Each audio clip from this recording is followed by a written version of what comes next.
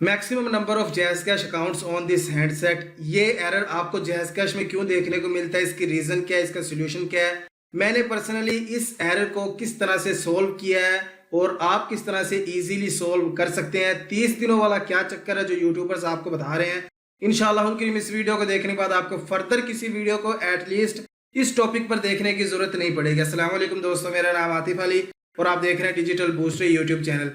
तो फाइनली जिस पर बात करते हैं कि ये एरर क्यों आता है और इसको सॉल्व किस तरह से किया जाता है। बेसिकली मैंने अपने जैज़ कैश में अपना अकाउंट लॉगिन किया हुआ था, फिर मैंने 2 बंदों का जैज़ कैश में जाकर अकाउंट क्रिएट किया। उसके बाद जब अगेन अपना जैज़ कैश का अकाउंट लॉगिन करने की कोशिश की तो जैज़ कैश ने मुझे ये एरर दे दिया, maximum number of jazz cash accounts on this handset. तो जाहिर सी बात इसका इशू यही है कि भाई आप एक से ज़्यादा अकाउंट्स को, जो मल्टीपल अकाउंट्स हैं, उनको एक ही ऐप में, जो मतलब आपके मोबाइल में है, उसी में आप अगेन एंड अगेन करने की कोशिश करें लॉगिन, जो कि ज़्यादा अकाउंट्स हो जाते हैं और जाहिर सी बात है इनका सिस्टम इस चीज़ को डिटेक्ट करता है और वो आपको एरर शो कर देता है। अभी बात करते हैं कि आप इस इशू को सोल्व किस तरह से कर सकते हैं, क्योंकि बहुत सारे यूट्यूब पर मैंने वीडियोस देखी हैं जिसमें वो बता रहे हैं कि आप 30 दिन का वेट करें, 30 दिन के वेट के बाद ऑटोमेटिक आपके जो इशू है सोल्व हो जाएगा। तो इस तरह से नहीं होने वाला। मैंने खुद ऑलमोस्ट 30 दिन के अराउंड अबाउट वेट करके देखा, इस तरह से सोल्व नहीं हुआ। तो फिर मैंने क्या किया, सिंपल आपको बता देता हूँ। अगर आपका जैज़ कैश का अकाउंट जैज़ कैश के नंबर पर बना हुआ है तो आपने 4444 पर कॉल करनी है। अगर आपका किसी और सिम पर जैज़ कैश बना हुआ है तो आपने इस नंबर पर कॉल करनी है। जब वो जैज़ कैश वालों से बात करेंगे तो आपने सिंपली उनको बताना है, वो आपसे पूछेंगे कि भाई आपको क्या इशू आ रहा है, तो आपने सिंपली ये सारा मैसेज पढ़ के उनको सुना देना है। Look likes you have already linked maximum number of jazz cash accounts on this handset. कि मुझे ये एरर आ रहा है, मैं अपना जैज़ कैश का अकाउंट लॉगिन करने की कोशिश कर रहा हूँ लेकिन ये एरर बार बार मुझे आ रहा है, मैंने काफ़ी टाइम वेट करके भी चेकआउट कर लिया।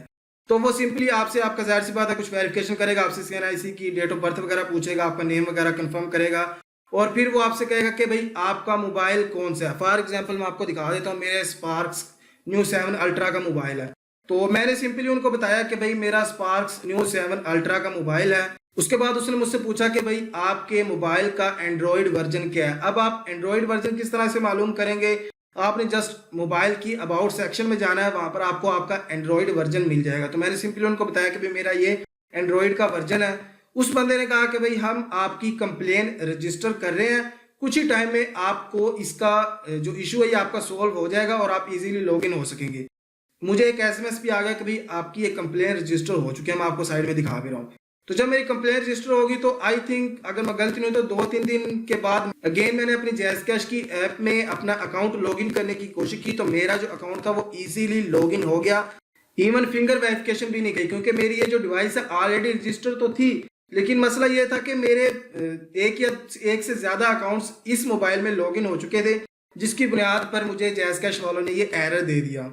और इसके अलावा मुझे SMS भी अगेन आ गया कि भाई आपका ये जो इशू है सोल्व हो चुका है। तो इस तरह से आप इजीली अपना जैज़ कैश में अगर आपको ये एरर आ रहा है तो आप सोल्व करवा सकते हैं।